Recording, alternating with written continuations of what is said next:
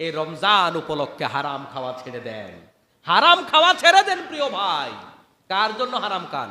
সুদে ঘুষের টাকা কার জন্য খান? কবরে চলে যাবেন, কবরের মাটির চাপে শরীরের এ পাশের হাড্ডি ও পাশে ঢুকে যাবে, ডানে বাঁয়ে কাউকে পাওয়া যাবে না, আপনি একা হয়ে যাবেন।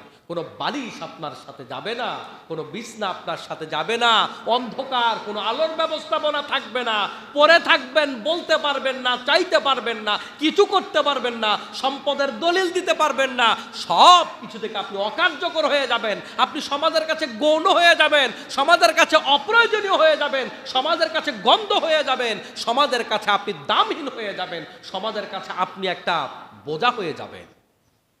সেই দিনের আগে আমার নিজেকে প্রস্তুত করবার প্রয়োজন। আর সেই দিনটা রমজান মাসও আমার আপনার জন্য আসতে পারে কি পারে না? আমি একা, আমার আশপাশে যাদেরকেই আপন দেখি কেউ আমার আপন নয়, কেউ আমার আপন নয়। সবাই আমাকে ব্যবহার করছে, সবাই আমাকে ব্যবহার করছে। যতদিন আমি টাকা দিতে পারি ততদিন আমার দাম আছে, যতদিন সময় দিতে পারি ততদিন আমার দাম আছে, যতদিন আমি তাদের জন্য করতে পারি ততদিন দাম আছে। করতে না পারলে, সময় দিতে না পারলে, টাকা দিতে না পারলে সন্তানের কাছে দাম নাই, স্ত্রীর কাছে দাম নাই, মসজিদে দাম নাই, সমাজে দাম নাই, কোনো জায়গায় আপনার দাম নাই। ঠিক কিনা বলেন? এজন্য সেই একাকী ঘরে যাওয়ার আগে গত অর্ধেক রমজান পার হয়ে গেছে, সেভাবে কাজে লাগাতে পারিনি। এখনো একটুখানি কোরআন তিলাওয়াত, রমজান মাস চলে যাচ্ছে, আমি করতে পারি নাই। কোরআন মোটামুটি পড়তে পারি, কোরআনটা একটু ধরে দেখতে পারি নাই, শুদ্ধ করে পড়তে বলেছিলাম, একটু ধরতে পারেন নাই। বাকি 14টা দিন কাজে লাগান, আল্লাহর দিকে তাকায় একটু কাজে লাগান, নিজের জন্য কিছু করেন।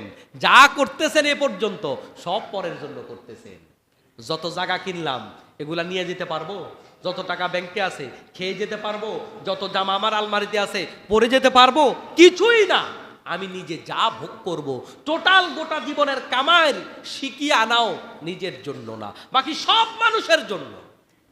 আমার স্ত্রী পরিবারের জন্য, সমাজের মানুষের জন্য, অথবা চোর ডাকাত নিয়ে যাবে তাদের জন্য। আমার জন্য কিছুই তো নাই। বাকি রমজানটা নিজের জন্য একটুখানি করেন, নিজের জন্য একটুখানি করেন। সমাজের ব্যাপারে একটু পাষাণ হয়ে যান, নিজের জন্য একটু সময় দেন। আমি আমার জন্য সময় দিলাম, আমাকে আমি করব। এই শেষ দশকটা ইবাদাতে কাটাবো। দৈনিক কিছু বলেছিলাম কি, কিছু তাহাজ্জুদ নামাজ বাড়তি পড়বেন, কিছু ইবাদাত, কিছু নফল নামাজ বাড়তি পড়বেন, কিছু সাদাকা বাড়তি দিবেন, মানুষদেরকে ক্ষমা করে দিবেন।